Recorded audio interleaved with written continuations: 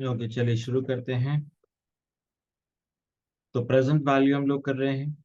आज का सबसे पहला question, find the present value, find the present value of an annuity which pays rupees 200 at the end of each 3 months for 10 years, assuming the rate as 5%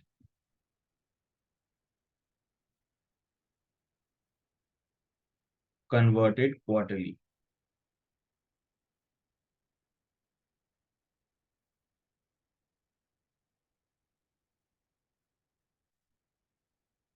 तो present value आपको calculate करना है। 200 rupees दे रखा है आपका। तो find out the present value. Try कर सकते हो, मैं ऑप्शन लिख देता हूँ। Option number first 3473.86, option B 3108.60, then C option 6265.38, and then none of these. Sir option C. Option number C. Okay, एक आंसर आ चुका है।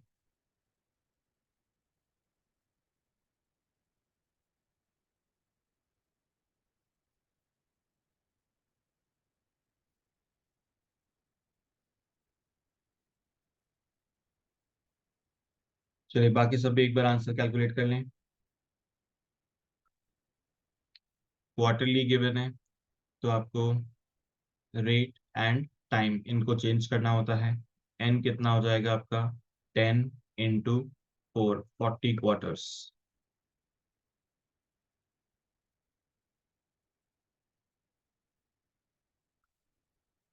तो 40 टाइम्स आपको सॉल्व करना है ऑन कैलकुलेटर एंड उस पर आंसर के निकालना है।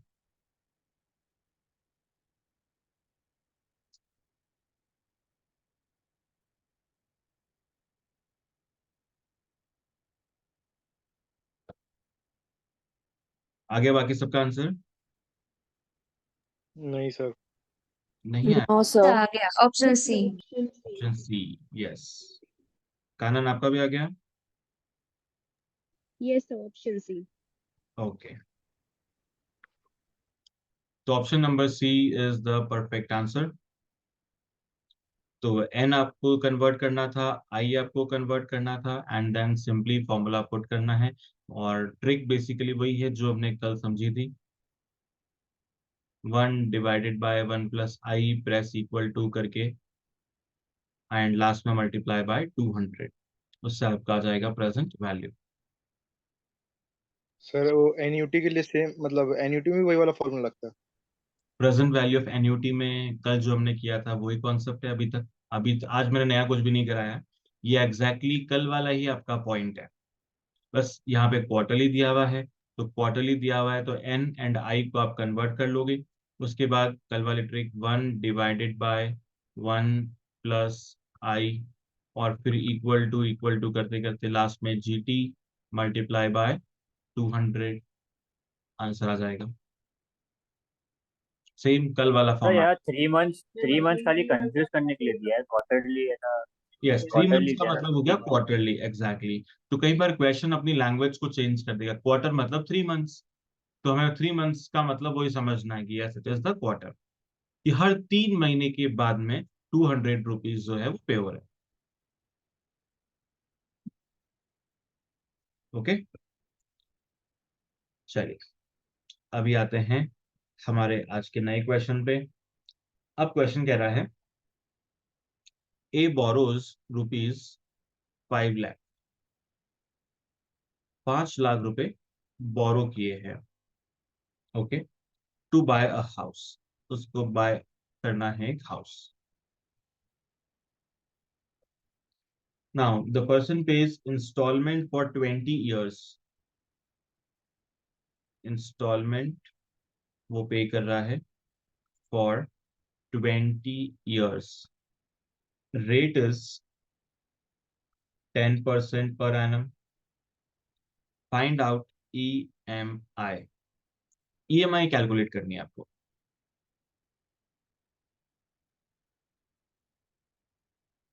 कैसे कैलकुलेट करेंगे? तो देखो उल्टा क्वेश्चन है। हर बार क्या था, एन्यूटी गिवन होता था और हमें प्रेजेंट वैल्यू फाइंड करना था। इस बार क्या है, प्रेजेंट वैल्यू गिवन है, आपको एन्यूटी फाइंड आउट करना है। It 58,729.8. 58,729। Yes perfect. Yes sir, Yes, the 58,700। same answer. बिल्कुल सबका आंसर सही है, 58,729।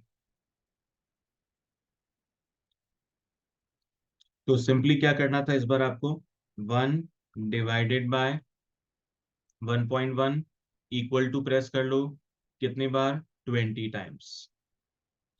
फिर GT दबाया, GT में जो भी फिगर है उसको डाल दो मेमोरी में M+।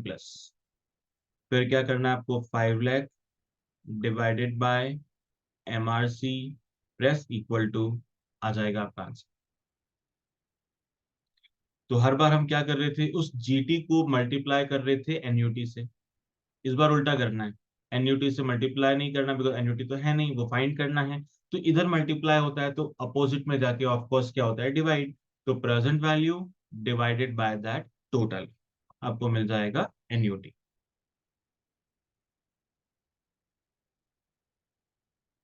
तो सिंपल सी ट्रिक है जो हमें फॉलो करनी है। कल मैंने 2 क्वेश्चंस सॉल्व किए तो उसमें 2 क्वेश्चंस में डाउट था सर। हाँ बताओ, कल जो मैंने क्वेश्चन दिए थे उसमें। नहीं सर, मैंने मॉड्यूल से किया थोड़ा। अच्छा, वो तो हो गए, आपने फ्यूचर किए वैल्यू थे है वो प्रेजेंट सारे। वैल्यू है? प्रेजेंट वैल्यू है सर। कौन सा क्वेश्चन है? ग्रुप पे डाल दो। हाँ ग्रुप में डाल दो।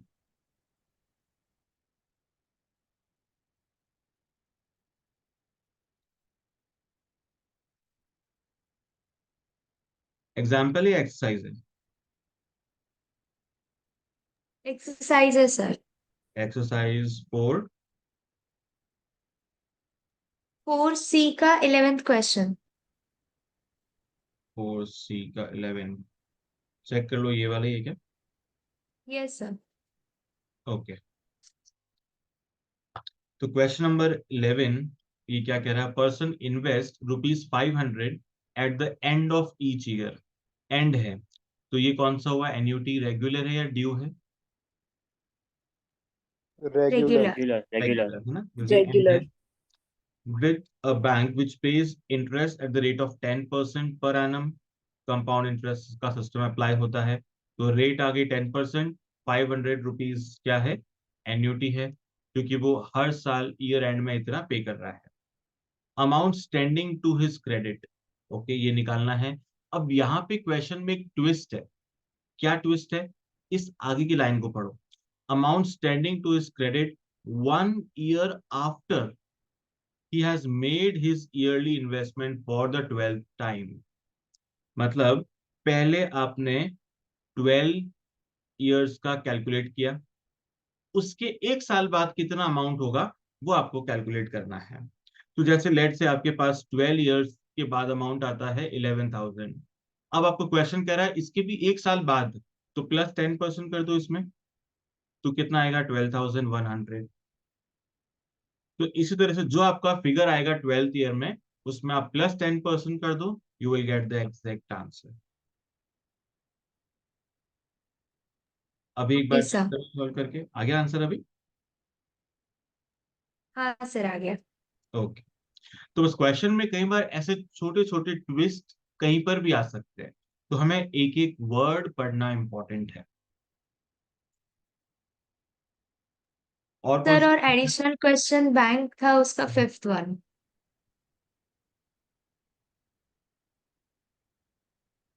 जॉनसन वाला? Yes sir. Okay.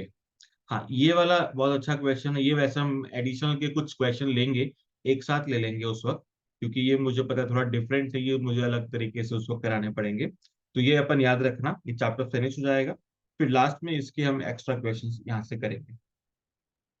Okay sir. Okay.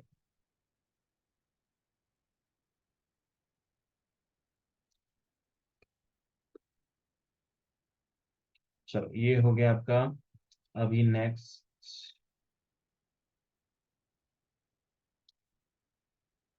Leasing हमने कर लिया था।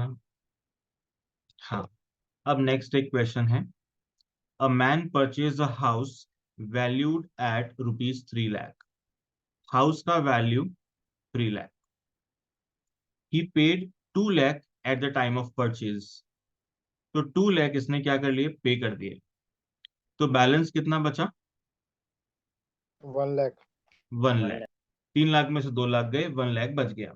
तो ही एग्री टू पे द बैलेंस विद इंटरेस्ट। तो इस बैलेंस को वो पे करेगा with interest at the rate of 12% per annum, compounded half yearly in 20 installments, in 20 equal half yearly installments, 20 equal half yearly installments इसमें वो पे करेगा। First installment is paid after 6 months, after 6 months from the date of purchase. Find out the installment. तो आपको instalment का amount calculate करना है, या EMI का अमाउंट कैलकुलेट करना है। तो सबसे पहले जो 1 लाख रुपीज है, इस 1 लाख को हम क्या बोलेंगे? ये 1 लाख क्या है? Present value. सर ये प्रेजेंट प्रेजेंट वैल्यू है। यस। तो ये हमारे आज की डेट की वैल्यू है, प्रेजेंट वैल्यू है। रेट आपके पास अवेलेबल है, तो आई कितना हो जाएगा? 0.006 sir. Yes, 0.06। Sir, is it 9,722? 9,722 option में नहीं आ रहा है। सर फिर 8718.45। 6,646। यस सर, नहीं, 1000 थोड़ा कम हो गया। 6,646.2 है। 8,718.19 ये जो आंसर आ रहा है, दैट इज परफेक्ट आंसर। तो आई आ गया 0.06। एन में कितना लिखेंगे? Sir sir 20। 40 यस, ईयर्स है यहीं सर पे गड़बड़ 40 होती सर। है। क्वेश्चन की लैंग्वेज 20 अच्छे सर। से पढ़ो। 20 equal. 20 equal half yearly installments. Question ने पहले से कन्वर्ट करके दे दिया आपको हाफ ईयर्स में। क्वेश्चन ने 20 ईयर्स नहीं बोला है। ईयर्स होता तो आप हाफ ईयर में कन्वर्ट करते, बट क्वेश्चन ने पहले से ही कन्वर्ट करके दिया है। So n will be 20 and not 40।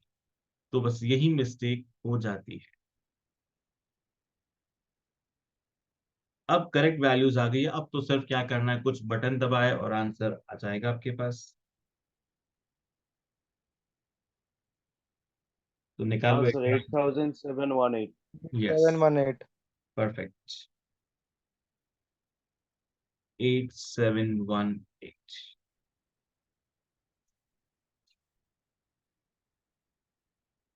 यही वाला क्वेश्चन उस टाइम पूछा था सर आपसे ना, इंस्टॉलमेंट वाला। किसमें? कल आपसे यही वाला क्वेश्चन पूछा था सर, जिसमें 20 इंस्टॉलमेंट हम्म, शायद थी सर उसमें, हाँ हाँ उस हाँ, क्वेश्चन में। राइट राइट, बिल्कुल। तो अब आपका ये सॉल्व हो गया इजीली।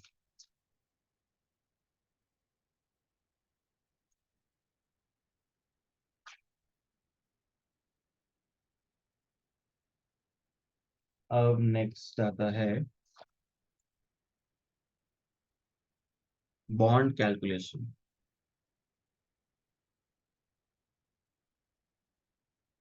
Bond valuation. अब देखो, बॉन्ड का मतलब क्या होता है? बॉन्ड एक तरह का सिक्योरिटी है, मतलब एक तरह से वो डिबेंचर्स है। तो डिबेंचर में हम क्या करते हैं, इन्वेस्ट करते हैं। आज हमने पैसा इन्वेस्ट किया, अब एवरी ईयर हर साल हमें उस पर क्या मिलेगा, इंटरेस्ट मिलेगा, हर साल हमें इंटरेस्ट मिलेगा। और जो पैसा आज हमने इन्वेस्ट किया, जो हमारा प्रिंसिपल अमाउंट है, वो हमें वापस मिल जाएगा कब, लास्ट ईयर के अंदर, लास्ट ईयर के अंदर। तो बॉन्ड एक तरह से सिंपली क्या है, डिबेंचर्स की तरह है।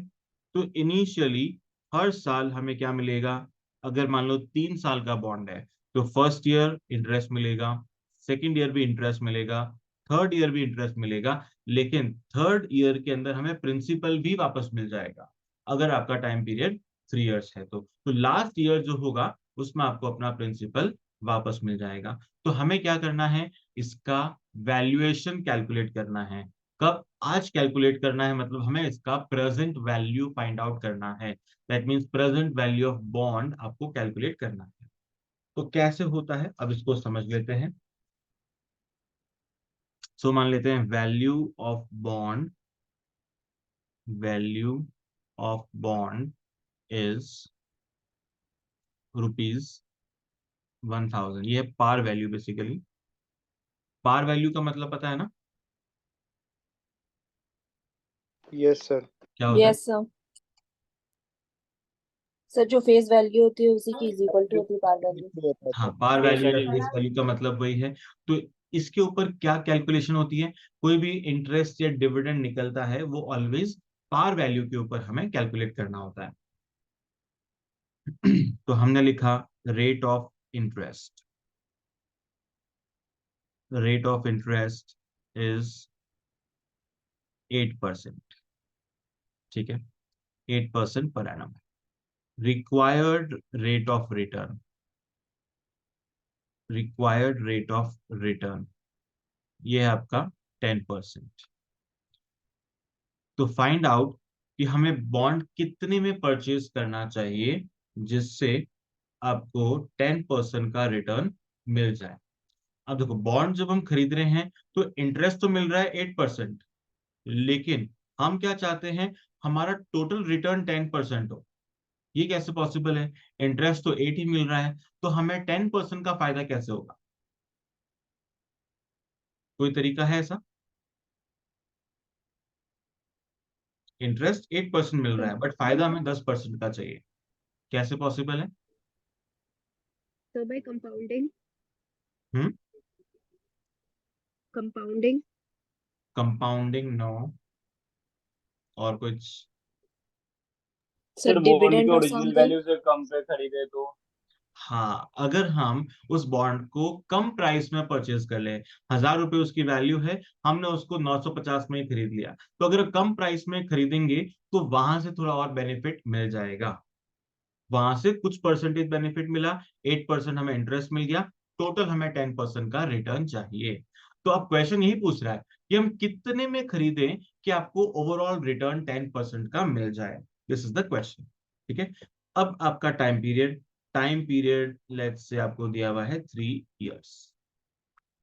तो हम क्या करेंगे, सबसे पहले एक टेबल बनाएंगे, ईयर नंबर 1, 2, 3, फिर हमारा कैश फ्लो, मतलब हमारा इंटरेस्ट या जो भी हमें मिल रहा है, उधर कैश फ्लो लिख देते हैं। फर्स्ट ईयर में कितना पैसा मिलेगा, फर्स्ट ईयर में कितना मिलेगा, एनी आइडिया?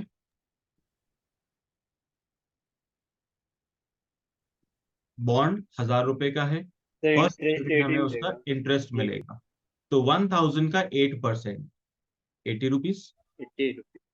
Yes sir. तो 80 रुपीज आपको यहाँ पे फर्स्ट ईयर में मिल जाएगा। सेकेंड ईयर में कितना मिलेगा, सर 80। फिर से 80 मिल जाएगा।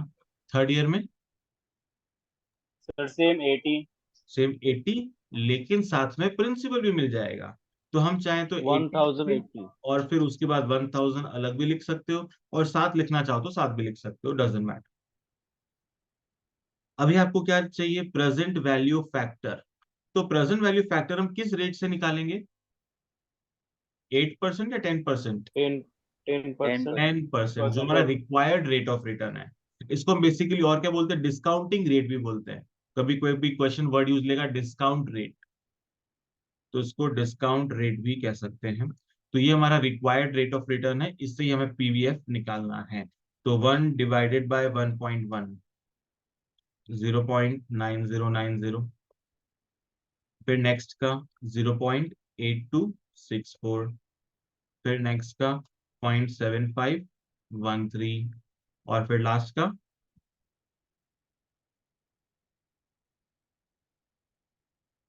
का कितना लिखें? 1 सर सेम होगा। यस, 7513। यहाँ पे सेम लिखना है। कई बार फ्लो में हम फोर्थ ईयर का भी निकाल लेते हैं, जबकि फोर्थ ईयर का नहीं, ये 1000 में थर्ड ईयर में ही मिल रहा है, इसलिए 0.7513 लिखा है। और आप दो बार नहीं लिखना चाहो तो एक साथ में लिख लो 1080 और सामने लिख लिया 7513, एक ही बात। अभी क्या करना है, प्रेजेंट वैल्यू कैलकुलेट करना है, तो सॉल्व कर लो।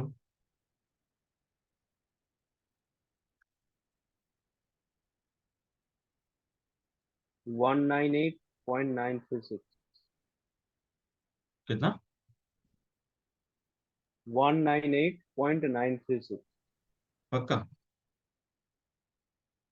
सोच लो फिर से। हाँ सर, अभी कैलकुलेशन किया है, फिर से करता हूँ।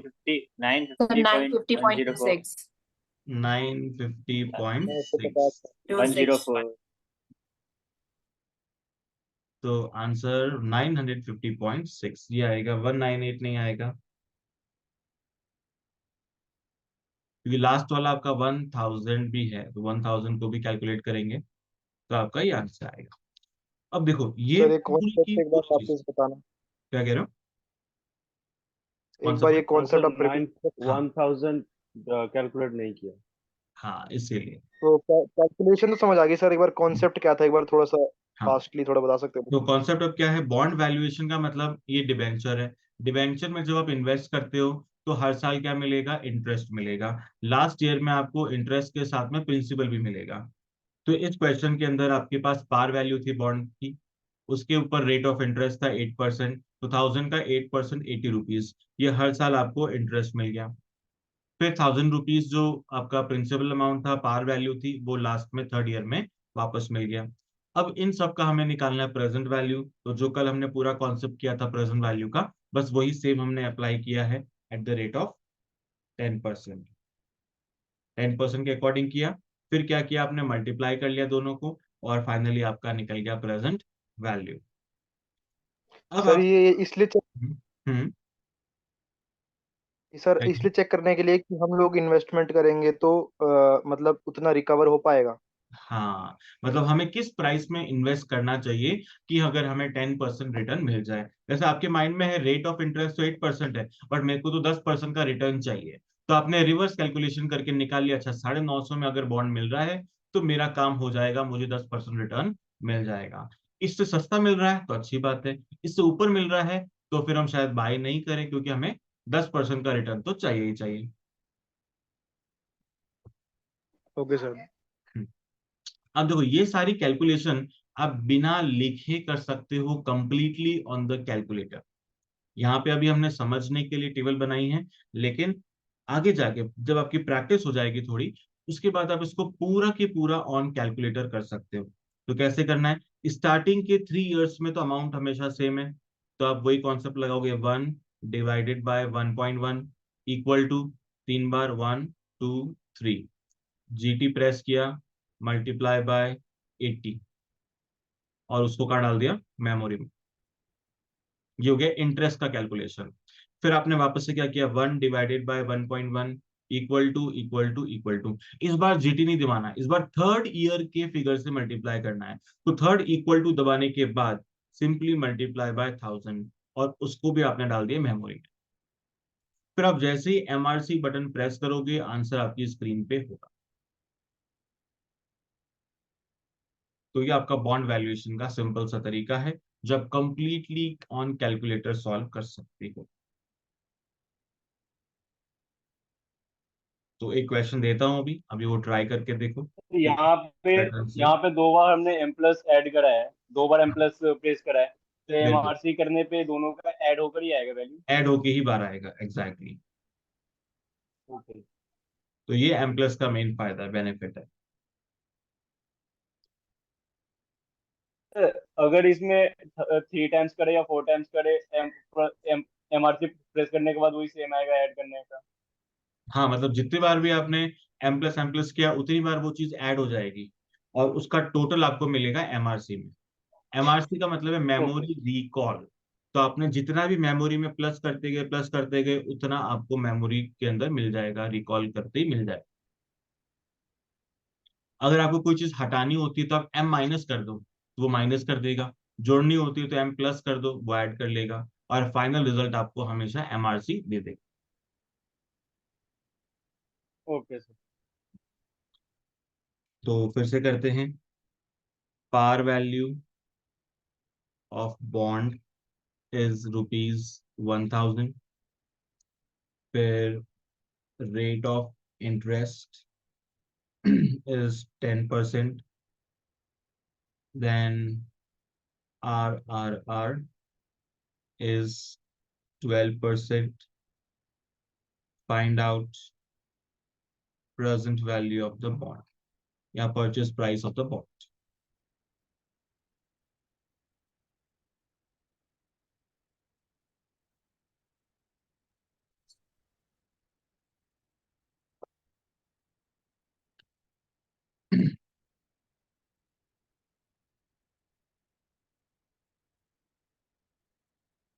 सर कितने साल का बताया सर इसमें? टाइम ले लो इसमें 5 years।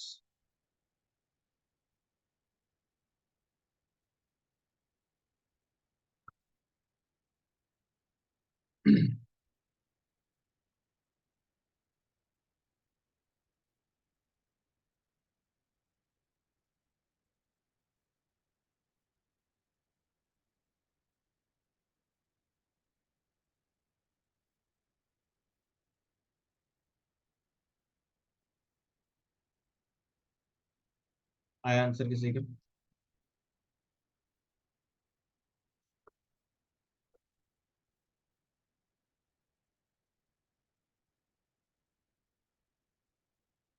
$927.90। 927.90 एक आंसर आ चुका है। और कोई आंसर किसी?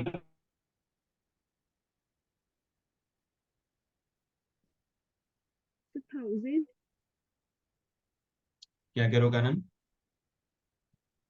1000 कितना? 1000 सेम। ओके।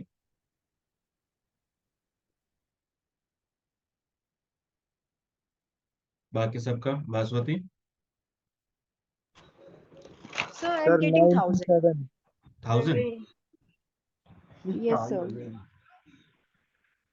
सर 927 है क्या? 927 एक आंसर पहले भी बताया था किसी ने। तो 946। 946 ये सेकंड आंसर। आंसर में वेरिएशन नहीं आना चाहिए, आराम से सॉल्व करें। जो ट्रिक मैंने बताई है 5 इयर्स के लिए आपको अप्लाई करनी है। तो इंटरेस्ट इस बार कितना मिल रहा है आपको? 10%।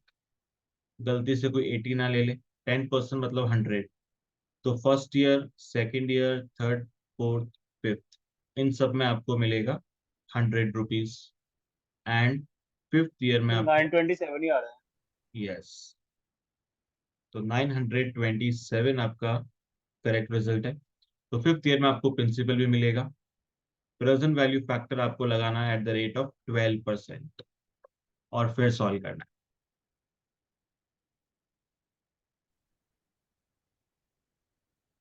तो 927 is the correct result.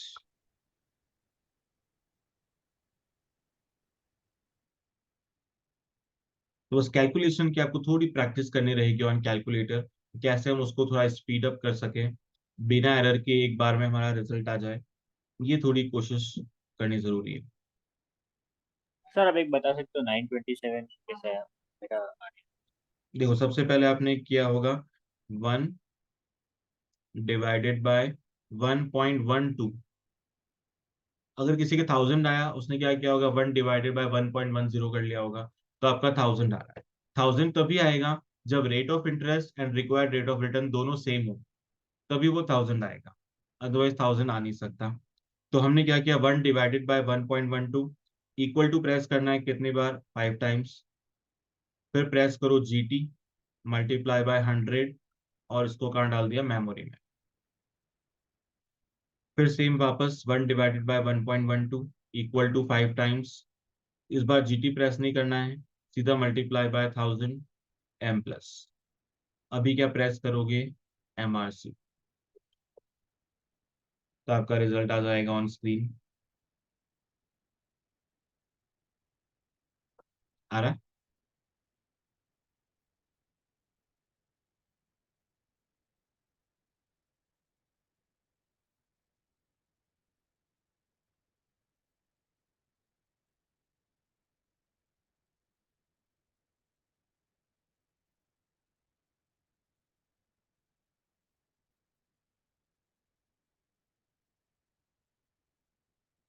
Any update?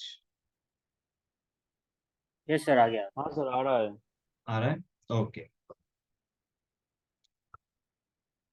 तो बॉन्ड वैल्यूएशन का ये हो गया आपका कॉन्सेप्ट, ये समझ आ गया, इजी था।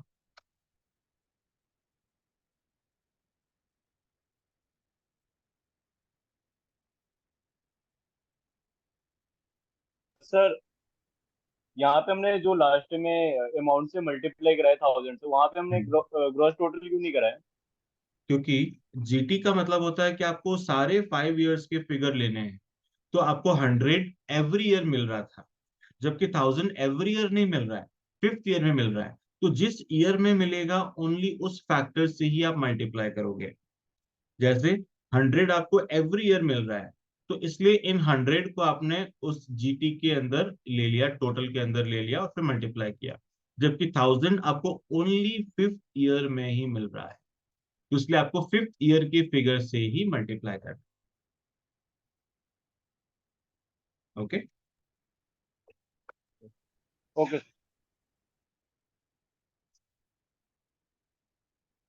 चलो ये भी हो गया आपका। देन एक और क्वेश्चन देता हूं। par value of bond is rupees 2000. Rate of interest is 12%. Required rate of return 11%. Time 5 years. Find present value.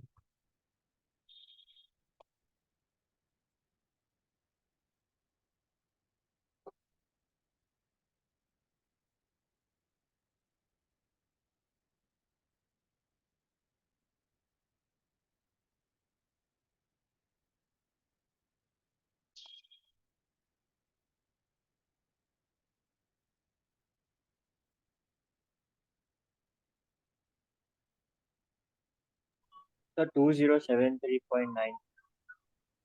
2078.9 एक आंसर आप सबका और बहुत फास्ट आया, दैट्स गुड।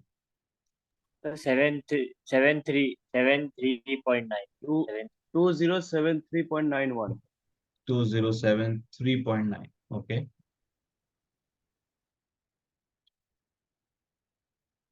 तो अभी समझ आ गया कि यस सर, क्वेश्चन सेम। दिखने में बड़ा था, बट पूरा कैलकुलेटर पे हम विद इन 20-30 सेकेंड सॉल्व कर सकते हैं इसको।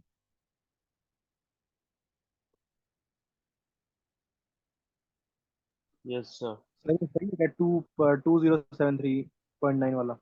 ये यार है,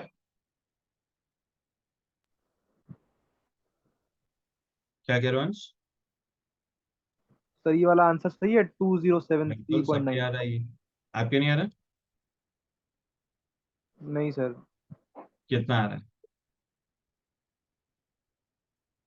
सर क्योंकि इसमें मेरे को क्वेश्चन में डाउट हो रहा है सर, कैसे? क्योंकि रेट ऑफ ROI सर 12 दिया है और रेट ऑफ रिटर्न 11 है, चाहिए।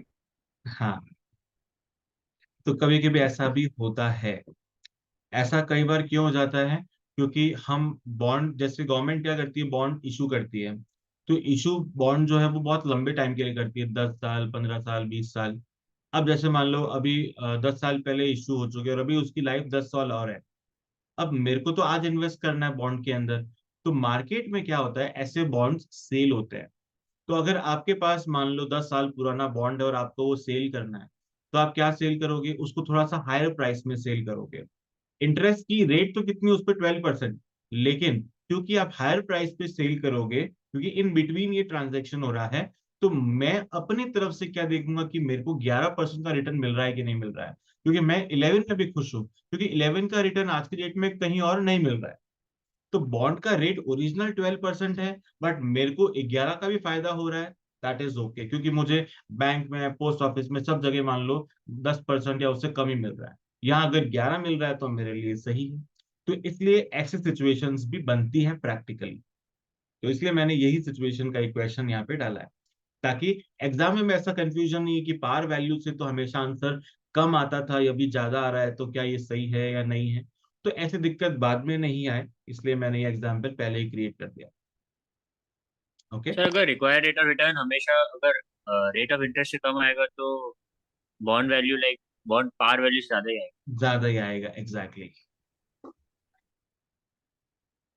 तो ये आपका सिंपल एक लॉजिक हो गया। तो जब हम इतने सारे क्वेश्चन करते हैं, प्रैक्टिस करते हैं, तो अपने आप हमारा माइंड लॉजिक्स बना लेता है। पहले में नहीं पता, लेकिन हमने एक चीज की, तो उसका अगला स्टेप धीरे धीरे ऑटोमेटिक समझ में आने लग जाता है। तो ऐसे क्वेश्चन अब आप आराम से फटाफट से कर सकते हो। तो आज का मेन टास्क क्या है कि एक तो जो मैं अभी एक्स्ट्रा क्वेश्चन भेज रहा हूँ वो सॉल्व करने हैं। दूसरा, मॉड्यूल के आपकी exercise number C and D, जो कि आपका इसी पे बेस्ड होगी, एनयूटी के ऊपर, ये एक बार आप कंप्लीट कर लेना, इनके एग्जाम्पल्स भी कंप्लीट कर लेना, ताकि यहाँ तक के सारे कॉन्सेप्ट्स आपके क्लियर हो जाए। तो इन सबके जो डाउट्स आपके C, D एग्जाम्पल्स, और जो मैं एक्स्ट्रा क्वेश्चन भेज रहा हूँ वो हम कल ले लेंगे। ठीक है, तो यहाँ ओके। तक